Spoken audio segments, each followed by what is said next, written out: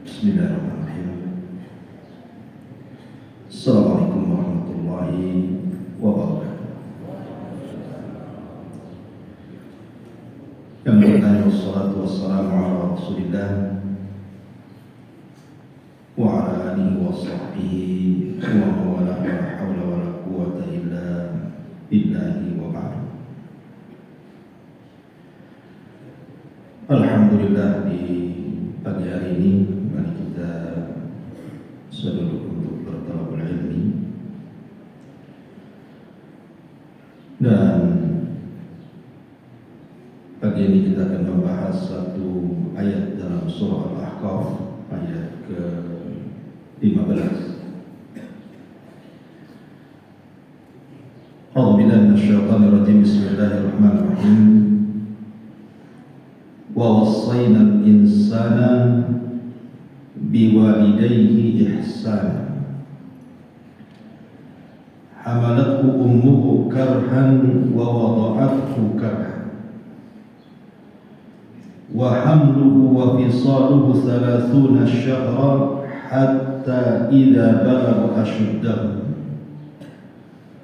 wa balagha 40 sanatan qala rabbi awzi'ni an ashkura ni'mataka allati an'amta 'alayya wa 'ala walidayya wa an a'mala salihan tardahu wa aslih li fi dhurriyyati inni tubtu ilaika wa inni minal muslimin. Dan kami telah memberikan wasiat kepada manusia agar berbuat baik kepada kedua orang tuanya. Ibunya yang telah mengandung di atas kelemahan dan juga melahirkannya di atas kelemahan, kemudian mengandungnya dan menyusuinya sampai 13 bulan, sampai apabila datang balagha asyuddahu, di usia yang cukup matang, wa balagha 40 sanatan, dan sampai di usia 40 tahun. Qala, maka dia mengatakan, Rabbi ya Rabb auzi'ni, berikan kepadaku kekuatan, an ashkura ni'mataka allati an'amta 'alayya, agar aku bisa bersyukur akan nikmat yang kuanugerahkan kepadaku, wa 'ala walidayya, dan kepada kedua orang tuaku, wa an a'mala salihan, dan agar aku bisa beramal saleh taradahu, yang kuridai, wa aslih li fi dzurriyyati, dan agar engkau memperbaiki diriku dan seluruh keturunanku, inni tubtu ilaika wa inni minal muslimin, dan aku bertobat kepadamu dan aku menjadi orang yang terus berserah diri kepadamu. Asyarul muslimin wal muslimat rahimani wa rahimakumullah. Dahulu di zaman Amirul Mukminin Umar bin Khattab radhiyallahu anhu, ada seorang laki-laki namanya Kilab ibn Umayyah al-Ashkari al-Kinani radhiyallahu anhu. Kilab ibn Umayyah al-Ashkari al-Kinani ini satu hari berjumpa dengan seorang sahabat Nabi namanya Talha ibn Ubaidillah radhiyallahu anhu. Jadi Kilab ini bertanya kepada Talha, amalan yang paling agung menurut kamu itu apa? Maka Talha ibn Ubaidillah mengatakan, menurutku tidak ada amalan yang lebih agung melebihi jihad atau ar-ribat. Maksudnya jihad, berperang di jalan Allah. Adapun ribat maksudnya berjaga-jaga di perbatasan negara Islam yang berbatasan dengan negara kafir. Akhirnya kemudian Kilab ibn Umayyah ini datang kepada Amirul Mukminin Umar bin Khattab radhiyallahu anhu agar diutus kepada perbatasan kaum muslimin, karena sudah mendapatkan fatwa daripada Talha ibn Ubaidillah, karena tidak ada amalan di mata para sahabat melebihi jihad atau menjaga perbatasan. Jadi Kilab ibn Umayyah ini mengatakan, ya Amirul Mukminin, utus aku ke perbatasan. Aku ingin menjaga perbatasan kaum muslimin. Maka Umar bin Khattab radhiyallahu anhu mengatakan, oh tidak bisa. Kamu harus dapat izin kedua orang tua. Kalau tidak mengantongi izin, jangan harap ku utus kau ke perbatasan. Maka Kilab ibn Umayyah ini pulang akhir, kemudian merayu-rayu kedua orang tuanya, sampai nangis di hadapan kedua orang tuanya supaya diizinkan, karena dia ingin mendapatkan amalan yang menurut kacamata para sahabat itulah amalan yang paling agung. Dengan mendesak orang tuanya, akhirnya orang tuanya mengizinkan Kilab ibn Umayyah al-Askari al-Kinani ini untuk dikirim ke perbatasan. Berangkatlah kemudian Kilab ini ke menghadap Amirul Mukminin dan sudah mengantongi izin orang tuanya. Maka Umar pun mengutus Kilab ibn Umayyah untuk ditempatkan di perbatasan. Berjalannya waktu, hari lewat, 1 minggu, 1 bulan, sampai bertahun. Rupanya ayahnya Kilab ibn Umayyah ini, Umayyah ibn Askar ini, ayahnya Kilab tidak sanggup menahan kerinduan kepada anak, karena memang sudah tua usianya. Akhirnya kemudian setiap malam ini Umayyah ibn Askar ini selalu memandangkan syair, karena biasa orang Arab meluapkan sebuah kerinduan itu terkadang disenandungkan syair-syair supaya plong dadanya. Tapi masalahnya di zaman itu kan tidak ada alat komunikasi. Mau serindu apapun orang tua kepada anaknya, tidak bisa berkomunikasi. Ya hanya bisa ngomong sendiri dengan syair-syair. Sampai terkadang kemudian ayahnya Kilab ini menangis 1 malam suntuk karena rindu kepada anaknya, sampai mengalami kebutaan. Seperti kisahnya Nabi Ayub alaihi salam, ketika rindu dengan Nabi Yusuf, kemudian menangis setiap hari. Akhirnya kemudian tidak ada lagi air mata yang keluar kecuali air mata putih, dan akhirnya Nabi Ayub pun mengalami kebutaan. Nah, kurang lebih seperti itu, karena sudah tua gitu ya. Akhirnya kemudian karena kesalnya gitu, tiba-tiba dia melontarkan syair, yang syair ini kemudian ditujukan bukan lagi kepada anaknya, tapi kepada Umar bin Khattab radhiyallahu anhu, mengatakan, demi Allah, ya Amirul Mukminin, kalau seandainya engkau tidak pertemukan aku dengan putraku sebelum kematianku, ku tuntut kau di hadapan Allah. Akhirnya kemudian teman-teman Umayyah ibn Askar, kasihan, udah tua buta gitu, hari-hari bersenandung syair sampai menuntut Umar bin Khattab dalam syairnya.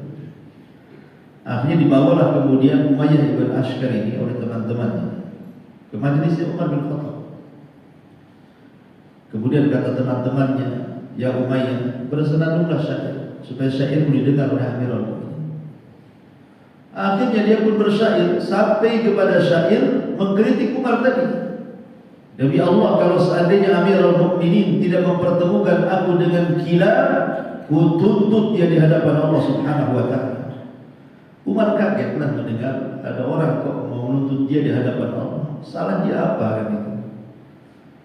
Kemudian kata Umar, manil qail, siapa yang bersyair tadi? Maka orang-orang mengatakan Umayyah ibn Askar. Datangkan Umayyah kepada. Akhirnya kemudian Umar bin Khattab radhiyallahu mengatakan kepada Umayyah, wahai Umayyah, apa salah? Kenapa kau akan menuntut aku di hadapan Allah? Kata Umayyah, karena engkau sudah memisahkan aku dengan Kilab, putraku. Lah, kata Umar, bukankah kau telah mengizinkannya? Engkau yang mengizinkan Kilab untuk mengutus ke perbatasan. Kenapa pula kau nuntut aku sekarang? Ya, dulu memang aku izinkan wahai Amirul Mukminin, tapi sekarang aku sudah tidak tahan lagi dengan putraku. Aku ini orang yang sudah tua, sudah buta, sudah renta, sebentar lagi akan menghadapi ajal. Akhirnya Umar pun menangis karena melihat kasihan kepada Umayyah ibn Askar itu. Kata Umar, aku janji kau akan berjumpa dengan putraku. Akhirnya kemudian Umar bin Khattab mengirim surat ke perbatasan kepada pemimpin perbatasan supaya memulangkan Kilab bin Umayyah karena sudah lama di situ. Akhirnya selang beberapa hari setelah surat Umar itu sampai di perbatasan, maka Kilab pun kemudian pulang tanpa sepengetahuan ayahnya kalau dia mau dipertemukan dengan ayahnya, dan ayahnya pun tidak tahu kalau akan berjumpa dengan Kilab. Jadi Umar radhiyallahu anhu melihat bagaimana sayangnya orang tua kepada anak dan bagaimana sayangnya anak kepada orang tua, sehingga memunculkan pertanyaan Umar ini. Jadi dia kemudian datang kepada Kilab bin Umayyah sebelum dipertemukan dengan ayahnya. Dia mengatakan, saya lihat ayahmu sayang dengan kamu. Pasti kau sayang dengan ayah. Karena kalau seandainya anak ini tidak sayang dengan orang tuanya, tidak mungkin orang tuanya sayang itu dengan anaknya, kan begitu. Jadi Umar radhiyallahu anhu ingin bertanya kepada Kilab bin Umayyah al-Ashkari al-Kinani, sebenarnya apa kaifa birruka bi walidayk? Bagaimana berbuat baik dengan kedua orang tua itu seperti apa? Kok bisa sesayang itu ayah kepada? Maka kata Kilab bin Umayyah, dia mengatakan, ya Amirul Mukminin, kan engkau yang bertanya, ku jawab. Maka kata Kilab bin Umayyah, demi Allah wahai Amirul Mukminin, setiap kali orang tua memerintahkan sesuatu, sebelum terucap kalimat perintah itu sudah kulaksanakan. Dan sebelum orang tua melarang sesuatu kepadaku, sebelum terucap larangan itu sudah kutinggalkan. Kata Umar, zid ya Kilab, tambah lagi wahai Kilab, apalagi yang kau lakukan dengan kedua orang tua? Kata Kilab bin Umayyah, ya Amirul Mukminin, aku setiap sepertiga malam aku bangun, kemudian aku jalan ke penangkaran unta, maka aku akan perahkan susu untuk kedua orang tuaku. Tengah malam buta aku memerah susu itu, tetapi tidak langsung kuperah susunya, tapi kubersihkan dulu sampai betul-betul steril. Kemudian kuikat unta yang akan kuperah itu. Nanti mendekati subuh, ku ambil air dari sumur, kemudian ku dinginkan susu unta itu supaya ketika air susu itu diperah tidak terlalu panas. Nah setelah kemudian mendekati subuh ku perah, kemudian ku dinginkan. Ketika kedua orang tuaku sudah melaksanakan sholat subuh, ku jadikan susu itu sarapan mereka. Kata Umar bin Khattab radhiyallahu anhu, sesusah itu kau memerah? Iya, katanya. Zid ya Kilab, kalau begitu tambah lagi wahai Kilab. Kata Kilab, demi Allah ini yang kecil, adapun yang besar tidak mungkin saya ceritakan. Akhirnya kemudian Umar bin Khattab radhiyallahu mengatakan, ya Kilab, bisakah kau buatkan atau perahkan untuk susu sebagaimana kau perahkan untuk orang tua? Malam ini wahai Amirul Mukminin, malam ini kusediakan kau unta, kau perahlah unta itu, tapi saya minta cara memerahnya seperti kau perah untuk sarapan orang tua. Aku menginginkan susu itu. Akhirnya Kilab bin Umayyah memerah susu persis seperti yang dilakukan untuk ayah, sehingga rasanya tidak beda. Setelah kemudian diperah di susunya unta itu, kemudian mendapatkan susu satu bejana, maka dia pulang mendekati Amirul Mukminin dan menyerahkan air susu itu. Kemudian Umar radhiyallahu anhu meletakkan air susu itu di ruangan, bukan untuk dia sebenarnya. Kemudian kata Umar, tunggu kau di sini wahai Kilab. Kemudian Umar masuk ke ruangan lain membawa air susu itu. Rupanya di ruangan itu ada ayahnya Kilab, Umayyah ibn Ashkar. Kata Umar, ya Umayyah, kalau seandainya Allah kabulkan permintaanmu hari ini sebelum wafat, kira-kira apa yang kau kehendaki? Maka Umayyah ibn Ashkar mengatakan, ya Amirul Mukminin, sudah ku bilang berkali-kali, aku tidak menghendaki dalam kehidupan kecuali pertemukan aku dengan Kilab. Kata Umar, kalau begitu minumlah air susu. Kata ayahnya, wallahi la hajata fi, demi Allah aku tidak berhajat dengan air susu itu, aku hanya ingin berjumpa dengan Kilab. Kata Umar, ishrab, minum. Maka Umar mengatakan, aku tidak berhajat. Kata Umar, ishrab, wallahi ishrab, demi Allah minumlah wahai Kilab, wahai Umayyah. Kata Umayyah, demi Allah karena engkau sudah bersumpah atas nama Allah, aku akan minum air susu itu.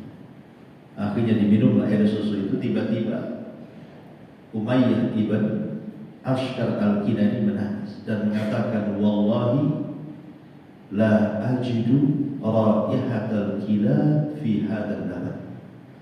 Demi Allah aku sudah merasakan dan mencium bau putra kilab di air susu ini. Mana kilab? Mana kilab? Ma'asyiral muslimin yang dimuliakan Allah Azza wa Jalla. Akhirnya kemudian Umar melihat betapa rindunya orang tua ini. Umar pun mengatakan, ya kilab udkhul, wahai kilab masuk. Setelah kemudian masuk putranya kilab ini, yang namanya Umayyah buta, sehingga diraba-raba betul kayaknya anaknya, tapi bukan anaknya. Setelah betul itu anaknya, dia pun kemudian menangis, saking bahagianya. Sama-sama kilab pun menangis. Kata Umar bin Khattab, ya kilab, kenapa kau mencari surga sampai ke perbatasan kita? Kenapa kau cari surga sampai ke perbatasan sana? Surga pun ada di sini. Ma'asyiral muslimin yang dimuliakan Allah Azza wa Jalla. Akhirnya kemudian Umar pun meminta agar kilab tidak lagi ditugaskan di perbatasan.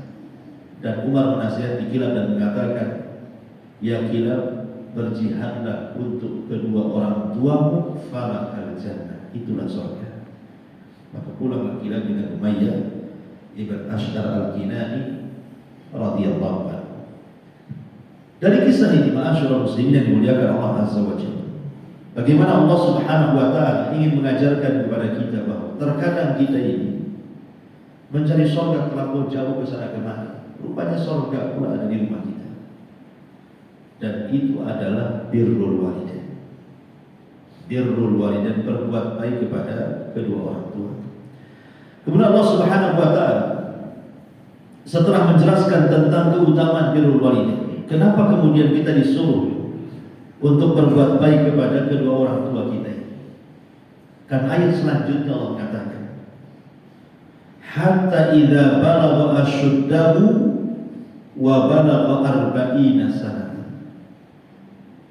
Sebab apabila orang tua kita ini sudah merawat kita, mendidik kita, sampai akhirnya kita berhutang budi banyak kepada orang tua. Itulah kenapa kita disuruh berbuat baik kepada orang tua, karena hutang budi orang tua itu terlalu banyak kepada kita. Dan kita akan rasakan nanti apabila usia kita sudah senja, usia kita sudah sampai 40 tahun ke atas. Kemudian di antara kita sudah ada istri, sudah ada anak. Nanti di situ baru terasa bahwa kita sebagai orang tua menginginkan anak kita berbuat baik kepada kita. Pertanyaannya, sudahkah kita dulu berbuat baik kepada orang tua kita? Itu pula menjadi timbal balik. Kata Nabi SAW, walaupun hadis ini dilemahkan sebagai ulama, tapi maknanya sahih. Tabarru aba'akum tabarrukum abna'akum. Berbuat baiklah kepada kedua orang tua, nanti anak-anak kalian berbuat baik kepada kalian. Seolah-olah menghubungkan apa di sini? Karena memang dalam kaidah Islam sendiri, kama tadinu tudan. Sebagaimana kita bermuamalah kepada orang tua kita buruk, maka anak-anak kita juga akan bermuamalah buruk kepada kita. Memang begitu, al-jaza min jinsil amal. Balasan itu disesuaikan dengan amalannya. Tapi yang ingin saya jelaskan adalah ketika Allah Subhanahu wa taala mengatakan wa balagha arba'ina sanatan, kalimat arba'ina sanatan, dan ketika manusia sudah mencapai usia 40 tahun. Apa rahasia usia 40 tahun ini? Ada yang mengatakan bahwa usia 40 tahun itu adalah usia di mana manusia sudah matang-matang, sudah berpikir jernih, emosinya sudah berkurang, dan rata-rata nikmat Allah itu sudah Allah anugerahkan kepadanya. Karena di usia ini rata-rata sudah punya istri, punya anak, punya rumah, punya pekerjaan, dan begitu seterusnya. Artinya usia 40 tahun itu setiap orang itu harus mulai sadar. Kenapa demikian? Karena kalau seandainya usia 40 tahun kemudian lewat sampai 50 tahun, kemudian lewat sampai 60 tahun, kok tidak ada kesadaran, maka di usia 60 tahun tidak ada udzur bagi dia di hadapan Allah. Dan itu berdasarkan hadis Bukhari yang dikeluarkan oleh Bukhari dari hadis Abi Hurairah radhiyallahu anhu. Nabi mengatakan, a'dzallahu ila mri'in akhara ajalahu ila sittin, kata Rasul.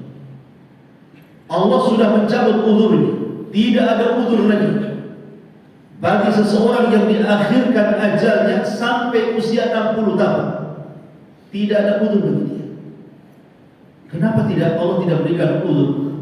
Maknanya Allah tidak berikan uzur itu dipastikan kalau tidak sadar masuk neraka, itu maksudnya. Sudah tidak kasih uzur lagi. Karena kalau sudah batas usia 60 tahun, sementara Nabi SAW mengatakan a'maru ummati baina sittina ila sab'in, bahwa usia umatku berkisar 60 sampai 70 tahun, artinya umur yang lewat bagi dia jauh lebih banyak dibandingkan umur yang tersisa. Kalau sudah 60 tahun kan, artinya kan sudah 50 tahun lebih dia hidup. Sudah lewat usia yang panjang bagi dia. Sementara sisa bagi dia itu cuma 10 tahun lagi. Ya kalau 10 tahun. Kalau meninggal di bawah 70 tahun, dah sampai 10 tahun.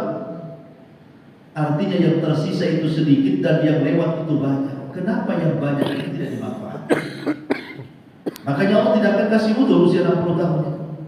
Kalau saya berikan logika begini, antum punya uang 100 juta. Mungkin uang 100 juta itu karena masih banyak, ya kan, kita bisa belanja apa saja dengan uang 100 juta. Tapi kalau seandainya antum sisa uangnya hanya tinggal 10 ribu, sementara tidak punya uang lagi kecuali 10 ribu, tentu tidak mungkin uang 10 ribu itu asal beli, kan begitu.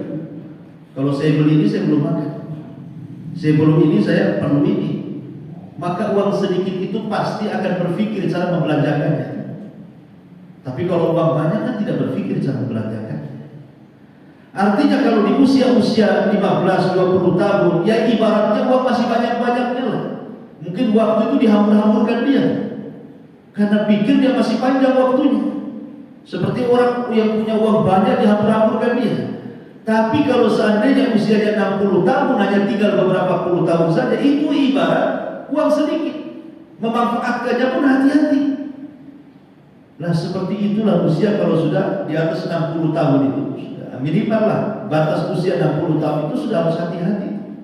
Membelanjakan waktu hati-hati, ya, membelanjakan segalanya harus hati-hati. Melangkah pun harus hati-hati, karena usia dia tinggal sedikit. Dari sini disebutkan dalam surah Fatir ayat 37, ketika Allah Subhanahu wa ta'ala menceritakan tentang penduduk neraka yang berteriak-teriak, wa hum yastarihuna fiha, dan mereka berteriak-teriak di neraka. Kemudian mereka berjanji di hadapan Allah akan beramal soleh kalau mereka dikembalikan ke dunia. Tapi apa jawaban Allah? Allah katakan, awalam nu'ammirkum ma yatadzakkaru fihi man tadzakkar wa ja'akumun nadhir. Allah tidak kabulkan permintaan penduduk neraka. Walaupun mereka berteriak-teriak, berjanji akan beramal soleh kalau dikembalikan ke dunia. Apa kata Allah? Awalam nu'ammirkum, bukankah aku sudah kasih usia panjang kepada? Sebagian ahli tafsir mengatakan maksudnya awalam nu'ammirkum itu, kalau menurut Ibnu Abbas, maksudnya usia 60 tahun. Kalau menurut Masruq, seorang ulama tafsir juga, maksudnya 40 tahun. Jadi ayat ini menyinggung kepada dua usia. Sebagian ahli tafsir mengatakan menyinggung usia yang sudah 40 tahun, sebagian ahli tafsir mengatakan menyinggung kepada usia 60 tahun. Seolah-olah Allah ingin katakan, awalam nu'ammirkum, bukankah aku sudah kasih usia 40 tahun namanya kau hidup, sampai 60 tahun namanya kau hidup, kok tak sadar-sadar juga? Kenapa kemudian diambil di usia 40 sampai 60? Tadi saya katakan karena usia umat Islam itu paling lama 70. Jadi kalau sudah 40 tahun kan lebih banyak yang dilewati dibandingkan yang belum dilewati. Apalagi kalau sudah 60 tahun, lebih banyak lagi yang dilewati oleh dia. Tinggal sedikit lagi sisa usia yang dia tunggu. Makanya kemudian Allah singgung di sini, awalam nu'ammirkum ma yatadzakkaru fihi man tadzakkar. Tidakkah aku berikan usia yang panjang untuk kau mengambil ibrah peringatan kepada setiap peringatan yang datang kepada. Dan Allah katakan waja'akumun nadhir. Bukankah peringatan sudah sampai kepada?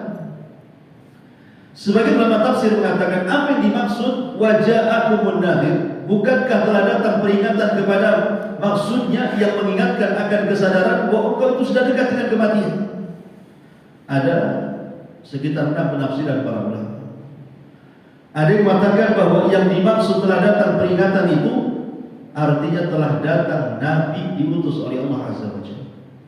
Nabi kalau sudah diutus, kok gak mau sadar-sadar? Kecuali kalau tak ada Nabi, Nabi dah diutus. Kemudian penafsiran yang kedua, Al-Quran sudah diturunkan. Tidak ada lagi uzur untuk sadar, untuk tidak sadar, karena Quran sudah diturunkan dan Al-Quran bisa kita dapati di mana saja. Di rumah ada Quran, di masjid ada Quran. Lalu apa uzurnya? Kemudian yang ketiga kata para ulama, uban di atas kepala. Uban di atas kepala bagi yang usia 40 tahun ke atas itu peringatan keras. Sebagaimana para ulama salaf mengatakan bahwa asyayyibu marahilul mauti, bahwa uban di kepala itu tanda marhalah kematian, dia sudah dekat. Bahkan dikatakan oleh seorang alim, Nafi Maula Ibnu Umar radhiyallahu anhu, seorang alim namanya Nafi, dia Maula Ibnu Umar, mengatakan apabila dia bercermin kemudian nampak kaca, kemudian dia nampak uban di kepala, apa dia mengatakan? Al-mautu yatlubuni, kematian sudah mencari-cari dan mengajar-ngajar aku. Jadi mengatakan apa? Kalau dia lihat uban di kepala, dia mengatakan apa? Malaikat mau sudah nyanyi-nyanyi. Begitu harusnya. Nah, terutama usia 50-60 tahun kalau ngaca banyak uban, kadang mereka mau di belakang rumah pula. Dan nyari-nyari. Nah, begitu harus. Supaya jangan kemudian terlena. Jangan sampai kemudian uban itu tidak memperingatkan dia. Memang uban itu salah satu keunggulannya akan menjadi cahaya pada hari kiamat. Nanti uban-uban di kepala itu makanya jangan dicabut, uban di kepala itu segatal apapun jangan dicabut. Karena itu akan menjadi cahaya bagi kita pada hari kiamat. Tapi yang akan bercahaya ubannya itu yang soleh, yang soleha. Ya kalau ahli maksiat yang akan bercahaya lah ubannya. Maksudnya syarat uban bercahaya pada hari kiamat itu memang orang yang baik, dan uban itu dijadikan pelajaran bagi dia bahwa dia telah dekat kematian. Kemudian yang keempat penafsirannya, maksudnya peringatan itu adalah usia 40 sampai 60 tahun. Itu sudah peringatan bahwa usia-usia seperti itu sudah dekat dengan kematian. Kemudian ada juga yang mengatakan bahwa yang dimaksud waja'akumun nadhir artinya musibah. Musibah yang silih berganti. Orang kalau sudah usia 50 atau 60 tahun, biasanya terkadang kita sedang jalan tiba-tiba mau nabrak aja, atau nabrak, atau mungkin jatuh, atau pokoknya musibah-musibah yang sebenarnya kalau seandainya terjadi mati kita di situ. Sering kita lalui kan, usia-usia antum yang 40 tahun ke atas, entah naik motor, entah naik mobil, entah jalan kaki, toto mau nyenggol orang, toto mau jatuh, mau apa, tapi tidak jadi. Ya. Artinya kan sinyal-sinyal ke situ, musibah-musibah seperti ini sebenarnya sinyal bahwa kita itu sudah tak lama lagi, tapi masih dijaga oleh Allah sehingga masih hidup. Tapi itu sudah jadi sinyal itu. Yang Allah katakan waja'akumun nadhir, telah datang peringatan kepada. Jadi Nabi sudah diturunkan, Quran disuruh diturunkan, uban sudah banyak di kepala kan itu. Kemudian juga musibah silih berganti, sudah dilaluinya orang-orang tua itu. Kemudian usia sudah 40-60 tahun. Kalau seandainya tidak menyadarkan ini ya melampau lah gitu. Makanya kenapa kemudian Allah Subhanahu wa taala mengatakan di sini wa balagha 40 sanatan qala rabbi auzi'ni an ashkura ni'mataka allati an'amta 'alayya. Jadi kewajiban orang-orang yang usianya 40 tahun ke atas itu, apa kewajiban yang dituntut Allah? Untuk bersyukur. Salah satu bentuk syukur itu adalah memanfaatkan kehidupan dia di jalan Allah. Jadi kalau punya harta, jangan dihambur-hamburkan. Ya, syukurnya harta ini diinfakkan di jalan Allah. Kalau punya waktu luangnya, jangan disia-siakan. Waktu luang itu digunakan untuk ibadah kepada Allah. Dan begitu seterusnya. Itulah syukur nikmat. Karena usia-usia segini itu biasanya sudah tidak lagi seperti usia 20-25 tahun yang kadang-kadang memperbanyak cari teman, kemudian kesana kemari cari pengalaman, cari pekerjaan. Enggak, rata-rata ya tanyalah usia-usia yang sudah 50 tahun. Udah malas mau bergaul sama orang. Biasanya mau sendiri saja. Kalau mau jalan pun jalan sendiri sama keluarga. Udah nggak mau lagi gaul. Dia takut kalau ketemu kawannya dipinjam uangnya, nggak tahu juga kan. Nggak mau gabung. Intinya bahwa usia-usia tua itu udah malas mau gabung-gabung orang itu biasanya. Dia mau sendiri saja, jalan-jalan sendiri, kesana ke sendiri, cari makan sendiri. Ini sama keluarga dia. Kalau bersama kawan itu kawan tertentu saja, tidak semua dikawani dia. Ya memang karena memang psikologi itu sudah berubah juga. Lah perubahan-perubahan seperti itu kan sebenarnya harus dipahami bahwa dia itu sudah mau menghadap kepada Allah sendiri juga. Kalau sudah tua itu makin ingin menyendiri itu, maknanya dia akan pulang kepada Allah sendiri. Walaqad ji'tumuna furada, kata Allah. Kalian akan datang kepada aku sendiri-sendiri. Tidak mungkin bawa kamu. Dan Allah Subhanahu wa taala mengatakan, Rabbi auzi'ni an ashkura ni'mataka allati an'amta 'alayya wa 'ala walidayya. Dan agar aku bisa bersyukur kepada kedua orang tua. Sebab kalau sudah usia 40 tahun berarti orang tuanya sudah tua kan? Orang tuanya sudah lebih daripada usia dia.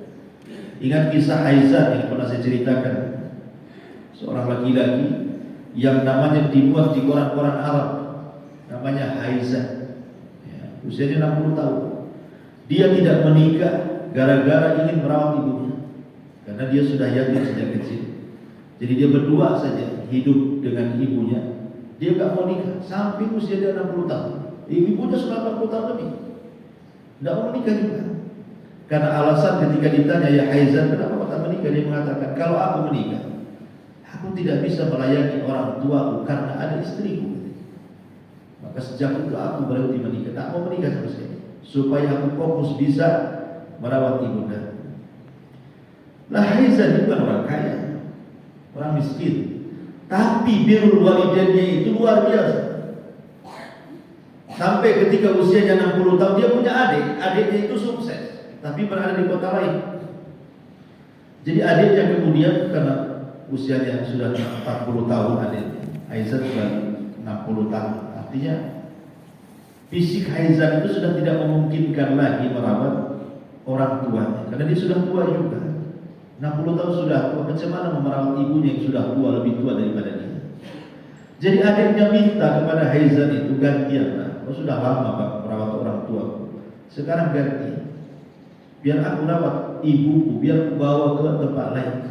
Tapi Aizat tak mau, dia mengatakan dari Allah, kalau kau mau ambil ibuku silakan, tapi tunggu kematian. Kalau aku udah mati ambil, tapi kalau aku masih hidup jangan kau ambil. Akhirnya cekcok lagi saudaranya antara kakak dan adik, sampai ada yang mengancam kalau kau tidak menyerahkan ibuku untuk bergantian kita merawatnya, kulaporkan kau ke Mahkamah Agung. Akhirnya dilaporkan ke mahkamah. Sampai hakim kebingungan karena tidak ada kes dalam sebuah persidangan kecuali masalah perceraian, masalah waris. Rebutan orang tua itu tidak ada ceritanya. Baru kasus pertama di Saudi Arabia, ada orang masuk persidangan rebutan orang tua. Luar biasa. Sampai hakimnya geleng-geleng kepala kan.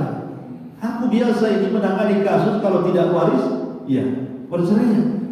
Tapi menangani rebutan ibu ini belum ada ceritanya kecuali kalian berdua katanya.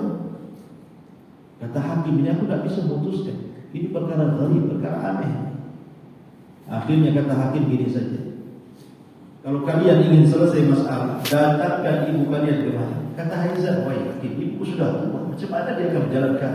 Kata hakim, aku tidak akan memutuskan sampai kalian datangkan orang tua kalian di sini. Kalau tidak, aku tutup kasusnya. Akhirnya kemudian terpaksalah Aizat membopong ibunya dari rumahnya sampai ke pengadilan. Ketika di tengah-tengah pengadilan, kata hakim mengatakan, ini kasus pertama yang kutangani. Bahkan mungkin satu Arab Saudi baru kali inilah kasus ini. Aku tidak bisa memutuskan kau harus ikut Aizat atau kau harus ikut adiknya Aizat wahai.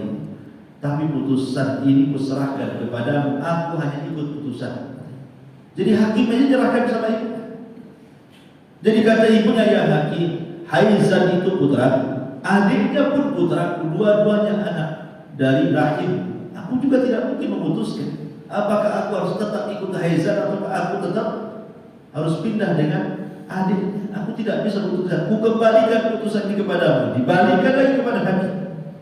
Makin bingunglah hakim ini.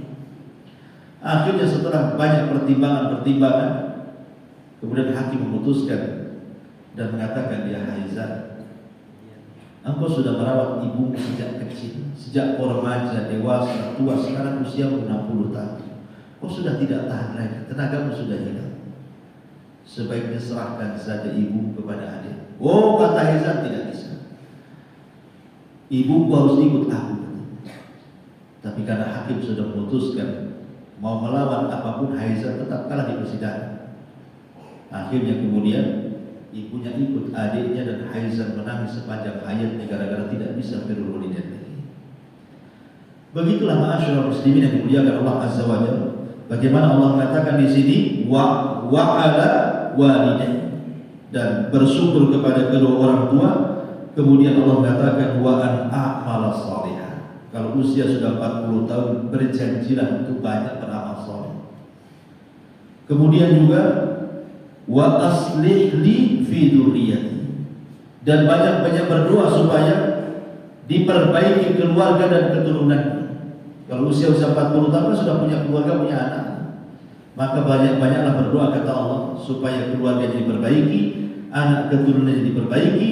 Kemudian Allah Subhanahu wa taala akhiri ayatnya, inni tubtu ilaika wa inni minal muslimin. Sesungguhnya aku bertobat kepadamu. Maknanya kata ahli tafsir, seperti dikatakan Al-Qurtubi, maknanya usia 40 tahun ke atas itu harus terus memperbaharui tobat. Jangan sekali-kali satu maksiat itu dibiarkan tobatnya berhari-hari. Kalau sekarang maksiat, cepat istighfar, cepat bertobat. Besok lagi maksiat, cepat istighfar, cepat bertobat. Itu maksudnya. Jangan ditumpuk-tumpuk dosa. Kalau sudah usia 40 tahun ke atas, supaya pulang membawa banyak amal soleh dan tidak membawa banyak dosa. Karena kalau ditumpuk-tumpuk dosa itu, kemudian lupa tobat, mati pula sebelum bertobat. Itu yang dikhawatirkan. Makanya usia 40 tahun ke atas, perbanyak tajdidut taubat, memperbaharui tobat. Makanya satu hari ini kita maksiat, ya satu hari ini pula kita tobat. Kalau besok kita harus maksiat lagi, memang bukan kendali kita, karena memang manusia itu pasti berbuat maksiat. Makanya Nabi mengatakan bahwa kullu bani Adam khata, setiap anak Adam itu pasti terjerumus kepada kesalahan. Tetapi tidak sampai di sini. Rasul mengatakan wa khairul khata'ina tawwabun, tapi sebaik-baik orang yang terjerumus kepada kesalahan itu adalah cepat bertobat. Kalau besok harus melakukan lagi maksiat, bertobat lagi, begitu maksudnya. Jadi tunggu-tunggu. Nah, itu makna wa inni tubtu ilaika wa inni minal muslimin, dan aku termasuk orang-orang yang berserah diri kepada Allah. Artinya usia 40 tahun sampai 60 tahun harus banyak-banyak berserah. Kata Imam Ibnu Hazm, sudah selayaknya usia 40, 40, 50, 60 sampai 70 tahun an yajlisa fil masajid, untuk lebih banyak tinggal di masjid, berzikir, gitu ya. Jangan sampai kemudian disibukkan dengan perkara-perkara dunia. Makanya saya nasihati, kalau kita menjadi anak yang baik, anak yang soleh, kita sudah punya nenek, umpamanya ibu kita sudah usianya 60, 70, atau mungkin lebih daripada 70. Coba jaga adab kita ya. Jangan pula nenek, ibu kita sudah tua, bapak kita sudah tua, disuruh pula merawat cucu kita. Ini kan kurang ajar, suruh adab. Jadi anak yang tidak punya adab kepada orang tua itu, ketika kemudian menyuruh nenek dan kakeknya itu merawat cucunya, jadi akhirnya kemudian sepanjang hayatnya kakek nenek ini sibuk saja dengan cucunya. Kapanlah dia kemudian mencari amal untuk kematian? Waktu dia tinggal sedikit. Jangan kemudian disibukkan dengan cucunya. Pertanyaannya, apa cucunya bisa menyelamatkan kakeknya kalau dia meninggal? Kemudian masuk neraka, naudzubillah. Bisa diselamatkan sama cucunya? Tidak bisa. Masing-masing orang itu akan tua dengan amalannya sendiri. Jangan pula disibukkan. Orang yang sudah tua itu harusnya anak yang baik nasihati. Ya, bapaknya untuk banyak-banyak ke pengajian, tinggal di masjid, banyak berzikir, jangan tinggalkan sholat dan begitu seterusnya. Karena waktu mereka tinggal sedikit, jangan disibukkan dengan dunia lagi. Itu sudah bukan lagi ranah mereka untuk sibuk dengan dunia. Nah, ini kadang-kadang saya lihat di masyarakat begitu. Ya, anaknya kemana-mana, cucunya pula yang merawat kakek neneknya. Sampai kakek neneknya meninggal, amalannya merawat cucunya. Itu bukan amalan dia, karena bukan tanggung jawabnya. Ya tanggung jawab anaknya kita lah sebagai orang tua. Biarlah kakek dan nenek itu ya menghabiskan waktu-waktunya untuk beribadah kepada Allah, karena waktu dia itu tidak lama. Berikan kesempatan beribadah kepada Allah Subhanahu wa taala. Subhanahu wa ta'ala. Asyhadu an la ilaha illa anta astaghfiruka wa atubu ilaik. Allah taala. Assalamualaikum warahmatullahi wabarakatuh.